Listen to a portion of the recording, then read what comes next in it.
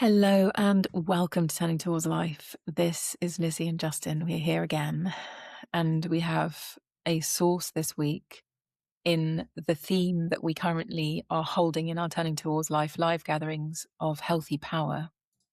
So we've had this theme of healthy power for this second season of Turning Towards Life Live, and this source, Justin, speaks directly into the topic. And I think we've said this before, but it's very difficult to find brilliant sources like this about power in the world. I'm maybe asking the world to write some more stuff, maybe asking us to write some more stuff about what healthy power really means.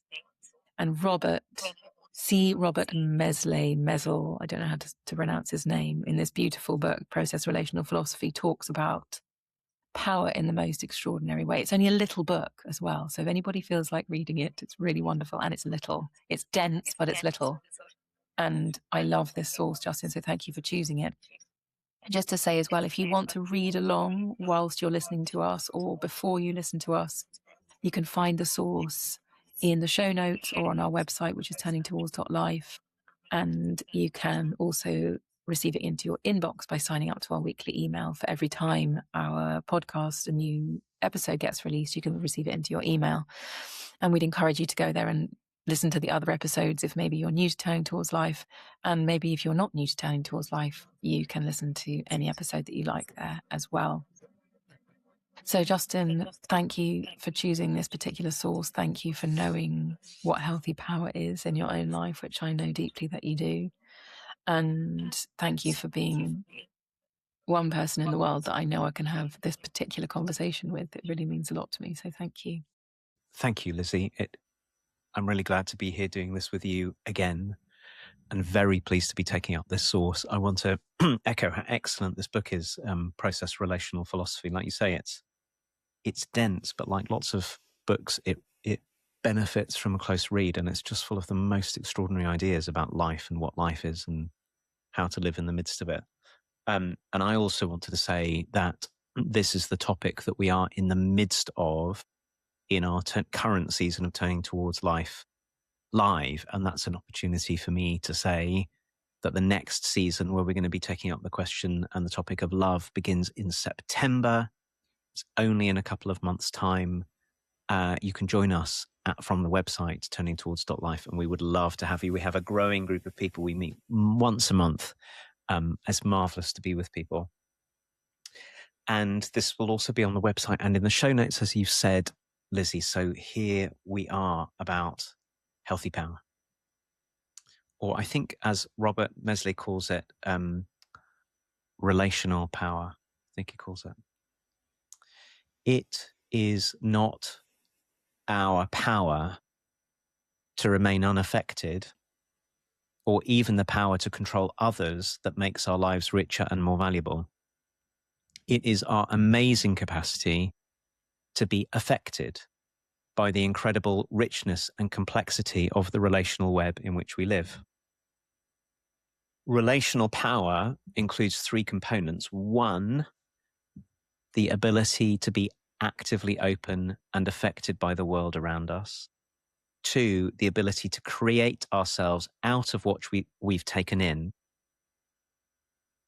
And three, the ability to influence those around us by first having been affected by them. Everything actual exercises some power either to affect or be affected, but there is a crucial life-shaping difference between the power to control others and the strength that enables us to be active and open to the world around us. There's an equally vital difference between the power to control others by shutting them out of our lives and the power to engage the lives of others in a way that enrich us all. The world of the individual who can be influenced by another without losing his or her identity or freedom is larger than the world of the individual who fears being influenced. The stature of the individual who can let another exist in his or her own creative freedom is larger than the size of the individual who insists that others must conform to their own purposes and understandings.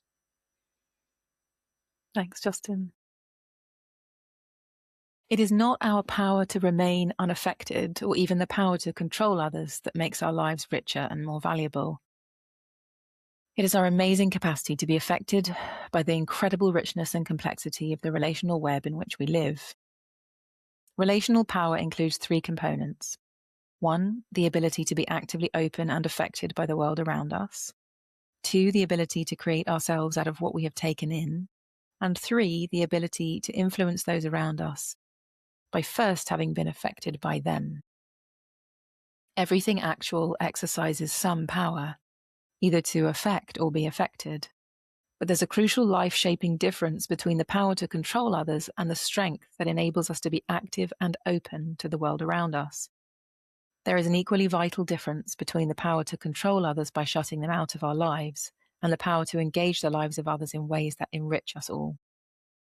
The world of the individual who can be influenced by another without losing his or her identity or freedom is larger than the world of the individual who fears being influenced. The stature of the individual who can let another exist in his or her own creative freedom is larger than the size of the individual who insists that others must conform to their own purposes and understandings.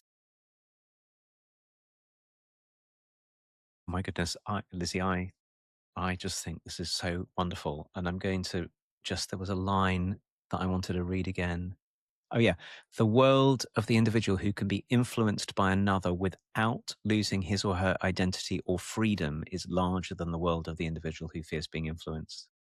So I think that, I mean, obviously there's like a ton of things to say here, but for me, that's really the starting place, which is right now in my life, it seems so clear that all of my efforts, and I have made many efforts, not to be influenced by other people and not to listen to other people because I was frightened about what might happen if I did. And I'll talk about fear in a moment. All of my efforts then to exercise power when I've needed it from there, when I've done that, have been both essentially doomed to failure because if I want to stay in relationship with you, Lizzie, but I won't be affected by you, then my only way of exercising power is to behave as if you're not a person, to behave as if you're a thing, and then to impose myself on you. Or the other way that's been very common, very familiar for me is just to leave.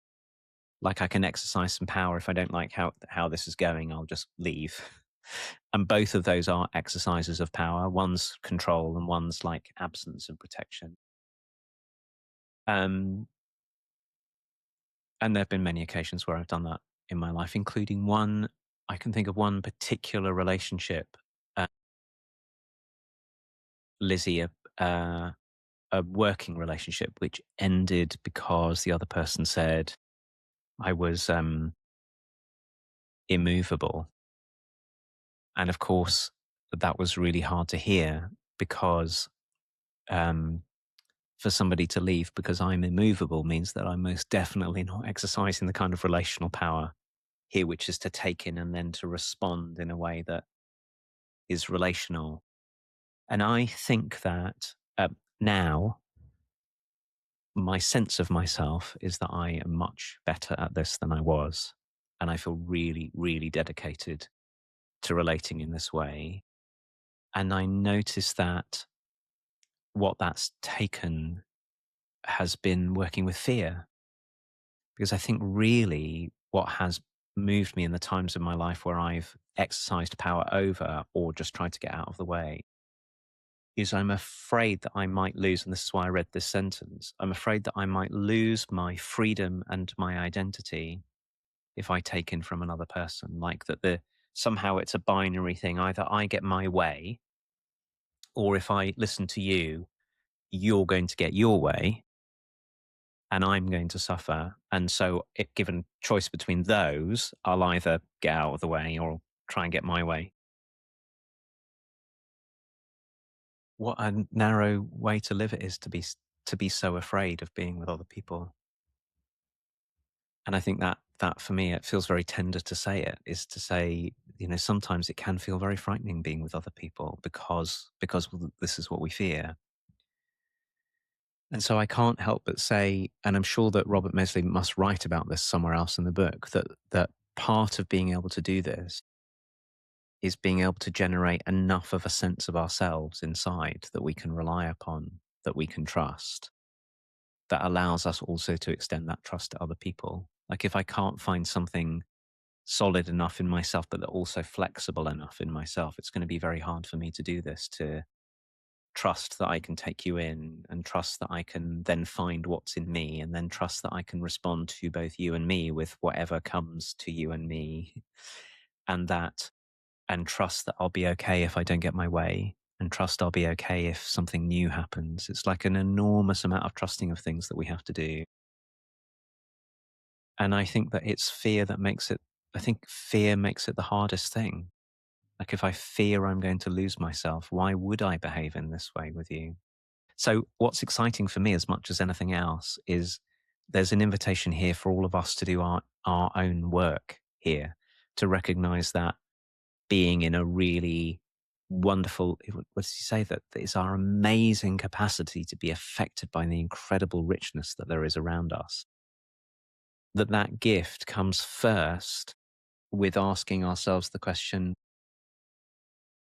how do I trust that I can keep in contact with the something that is myself, and keep in contact with the something that is yourself, and stay open to both of those as I go, without trying to protect myself by collapsing, forcing, or running.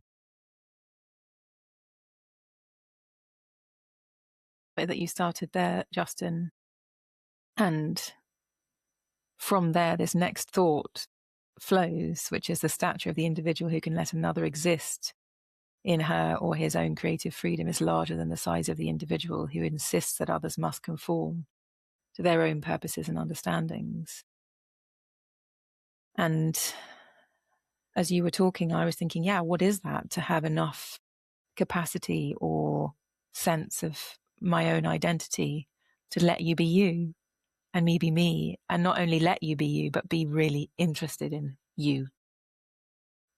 Have enough sense of myself that I don't need you to come over here and be like me or be like the version of you that I think you should be, but to really actually let you be you.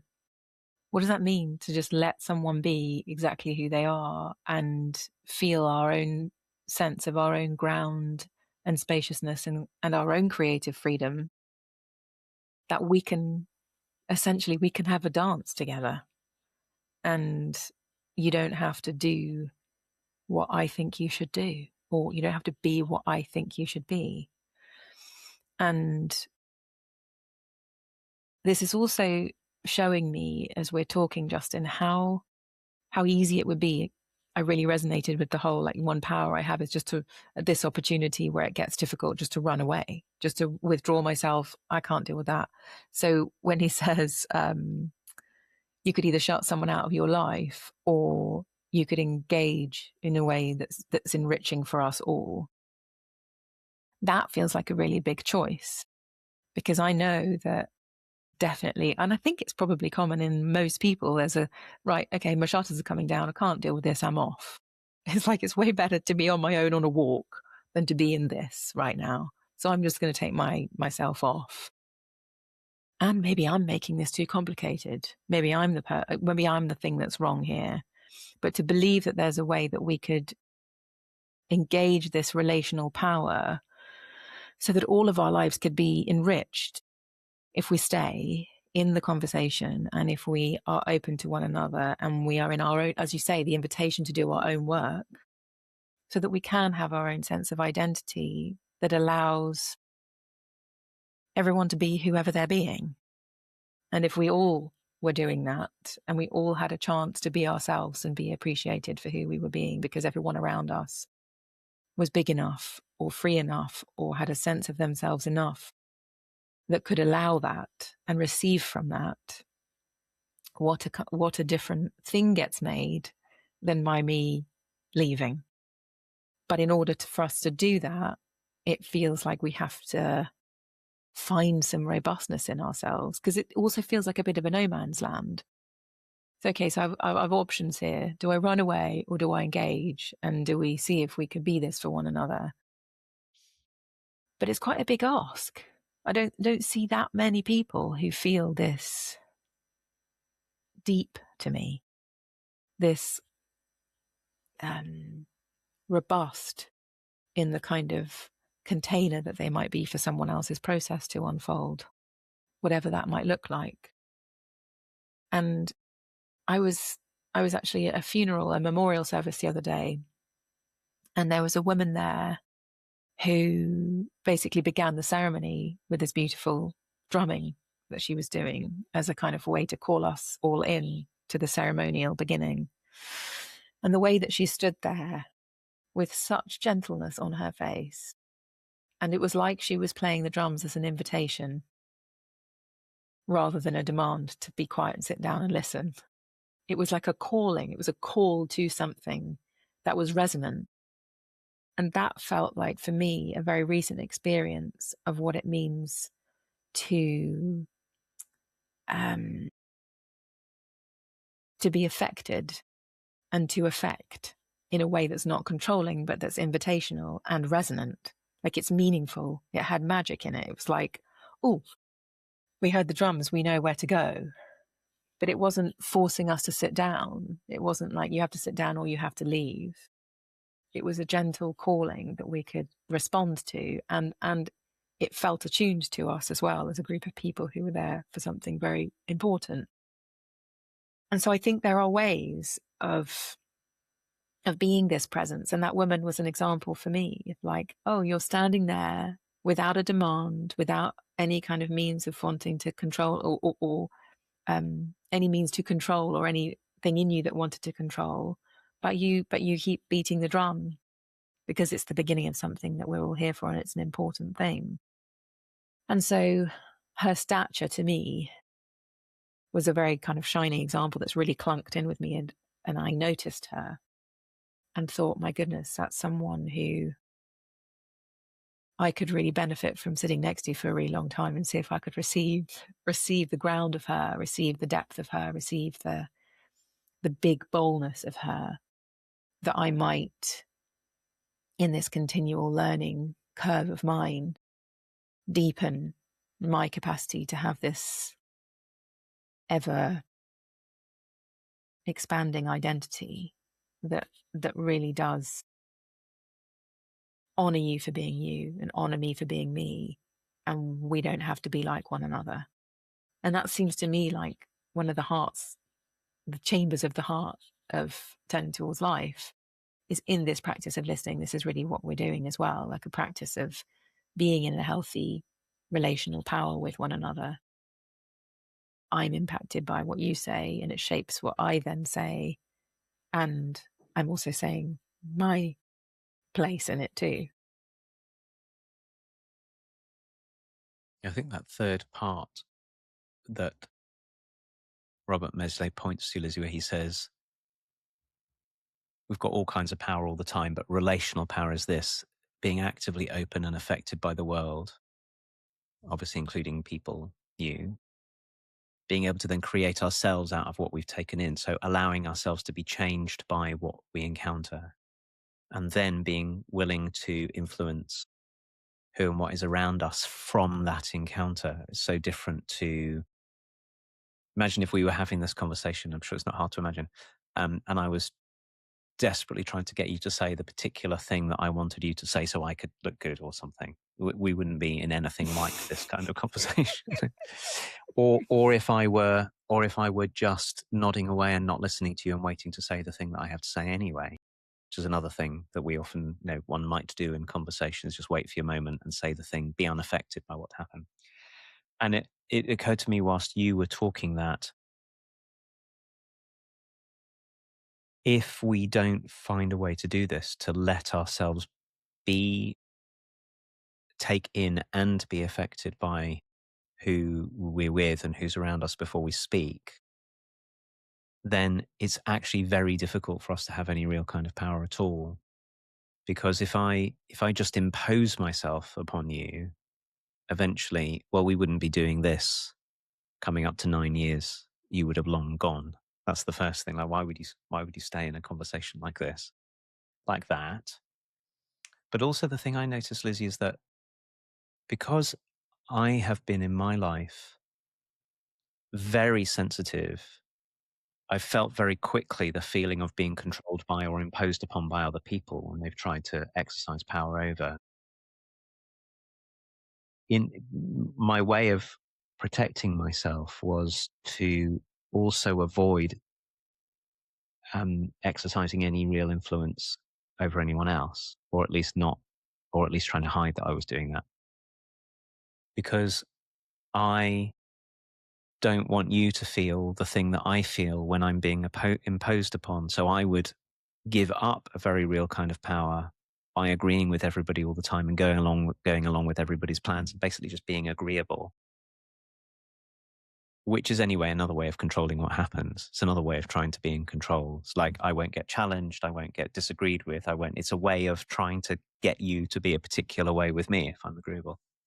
I've been thinking about it a lot reading this source, that, if you and I are in conversation and you say something to me about the way you see the world, one of the ways, completely legitimate ways for me to take you in and be affected, is to go, gosh, I've never seen it that way, Lizzie, and I have a different point of view. Here's my point of view, which I would never have done under that previous structure, because I was too worried that me doing that would then be imposing upon you, but is actually a kind of withholding.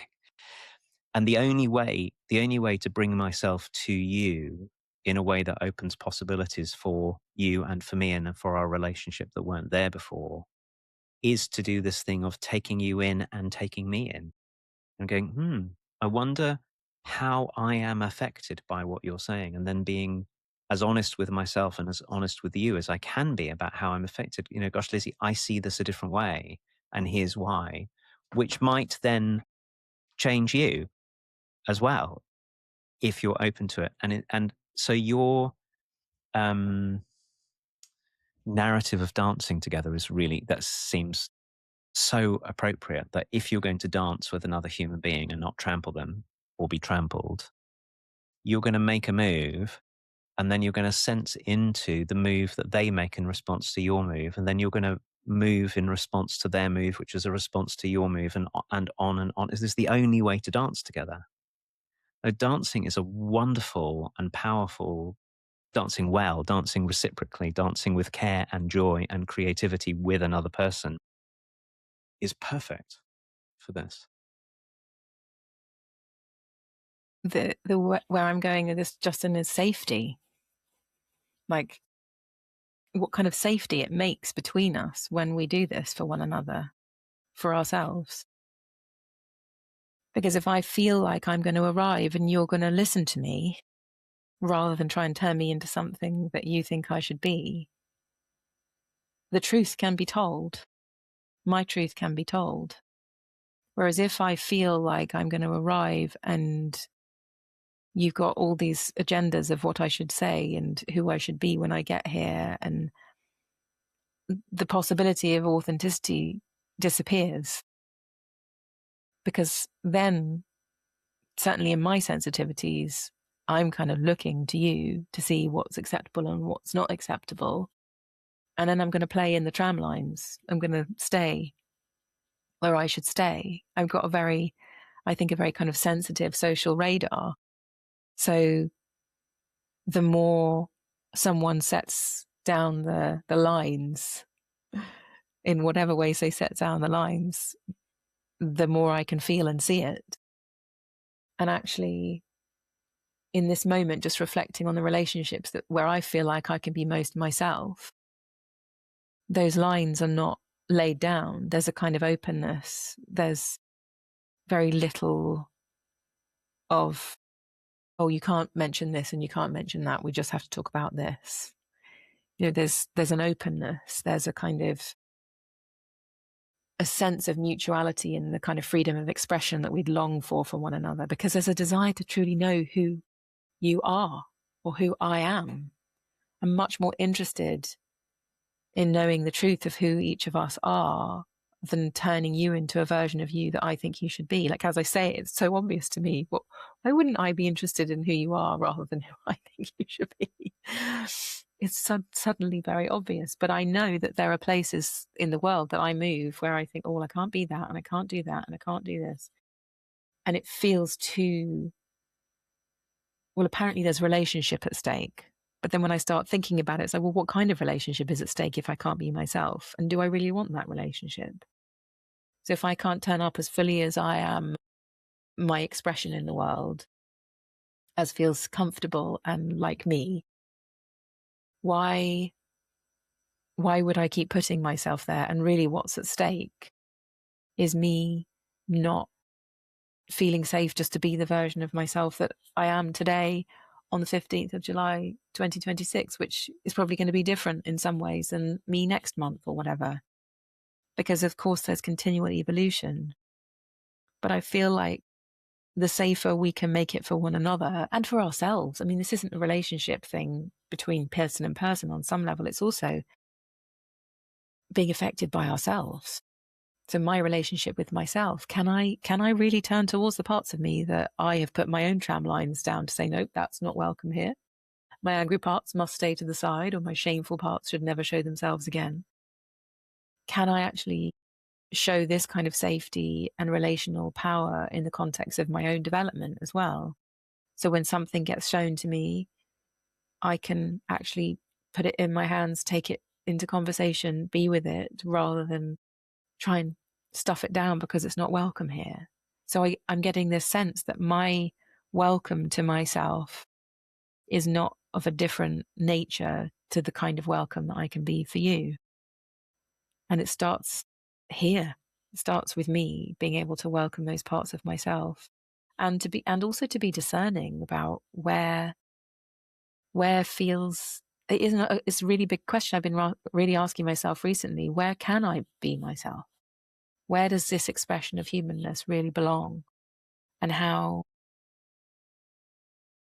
the sense of belonging is not separate from freedom of expression, actually.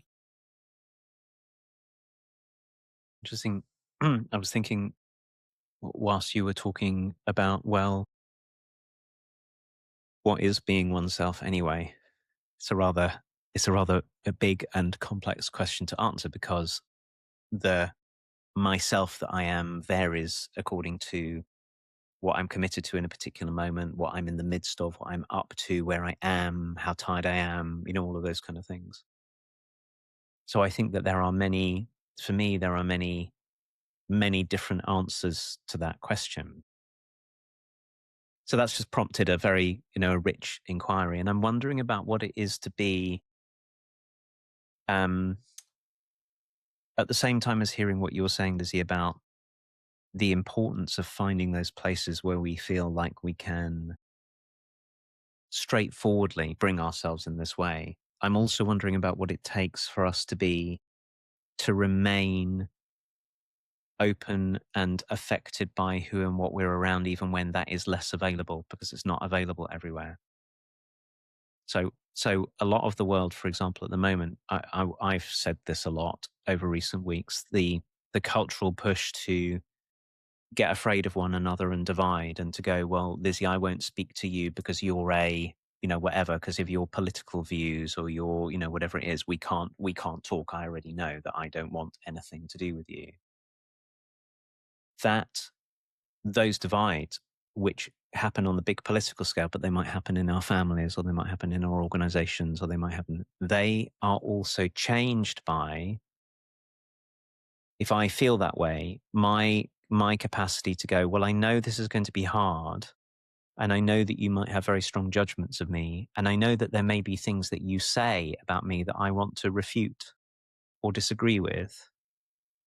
And instead of, because I'm afraid that I'll lose myself or I'm going to not like the experience, instead of clamming up and going, I'm not going to be affected by it, almost like the equivalent of having my fingers in my ears, what it takes then to be a person, you said this before about having enough sense of ourselves that even if we are in enormous disagreement, and even if you were to decide that I basically count as a non-person, can I still stay open and affected? And being affected doesn't mean saying yes. That's the thought that's been on my mind. You could read this as, well, Lizzie, I've got to be affected by you. That's what my relational power. And that means whatever you say, whatever you want, whatever goes, just have to absorb. And that's not what being affected, but affected is taking in and then bringing you inside me, in contact with me, and then seeing what genuine response arises, which might be, gosh, Lizzie, I've never seen it that way.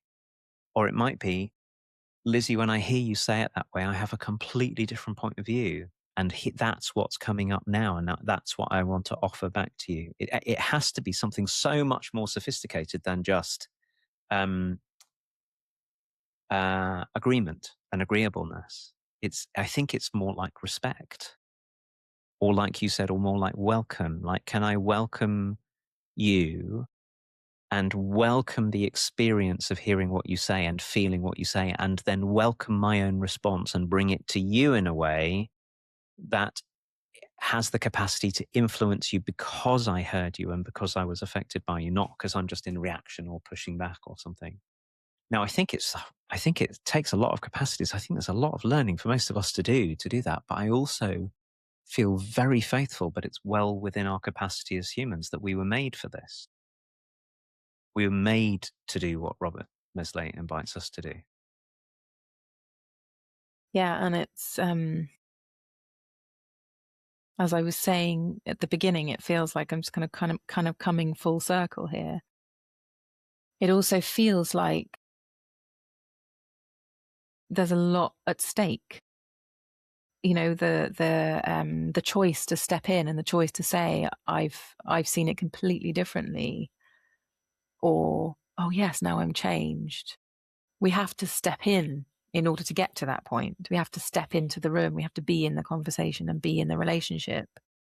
So I think it also takes courage to be in this conversation with ourselves, to feel our own relational power as something that, you know, we have our guidelines here, Justin, about listening and just the practical stuff of what the shape is, so that this can be true of the way we interact with one another, what the practice is between us, so that, bless you, so that this could be manifest, this could be real between us.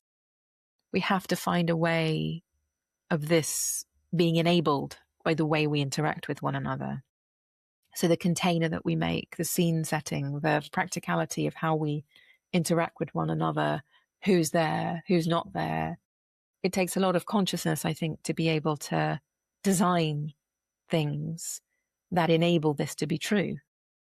And that's what's coming to me as you're talking, is the holding this as something that's really, really important, and then letting that inform the way that we practice with one another, or the way that we design a conversation, or the way that, or where we meet, or how we meet is either supportive or not to this kind of thing being real in the world. That is such a wonderful place to land for us to end, Lizzie, because of course, as you say, the form in which we have been conducting this conversation and the form that we have designed for our Turning Towards Life Live, and that you and I also know to do in lots of other places, is a form that is intended to allow us to be actively open, to be affected, to create ourselves out of what's happening, and then to be able to influence one another from there. And I just want to really emphasize this, because I think that increasingly I've been thinking that we too often, I don't know who we is, might just be me, but maybe it's sort of something in the world. We make things down to the individual person. Like, if you can't do this, Lizzie, it's because you haven't learned enough, or you're not skillful enough, or you're not brave enough, or something. But actually, we can go a long way to create conditions in which it's possible to be this, conditions which invite our being in relational power with one another. Like you say, by where and who and how, what the guidelines for engagement with one another are, and how fast the conversation is, and how long it goes on for. You know, I also think the fact that we need to finish, that we sort of say these are 30 minutes. Not every conversation needs, in fact, endless conversations that just go on and on and on. Like, sometimes, I was thinking earlier, I need to go for a walk and then come back, but not so I run away, but so I can be here with you. Mm. And Mm. I wonder if we think enough in the world about the design of conditions that will make it possible for each of us to be most fully this, and we rather leave it up to the individual person for it. What a great invitation to think about. So thank you. Thank you as always. As always, Lizzie, I'm left filled with discoveries from this conversation that I could not have anticipated. And I'm very excited by this final question. I want to thank you for being open with me and influencing me and being influenced by me and all of you who are with us, all of you who are listening, for being part of that conversation. You can write to us, hello@turningtowards.life. Also, just contact us on the website. You can support us with cups of coffee. You can come and meet us at Turning Towards Life Live, and you can be part of all of that. And in September, Lizzie, you and I are teaching 2 days of our Foundations of Coaching program as well. All the details are coming out in our email, and we'll put them in the show notes. That's another place to be in this kind of relationship with us. We always love learning with people. I love learning with you, Lizzie. Thank you. Thank you, everyone. And we will see you again next week. Thanks, everyone.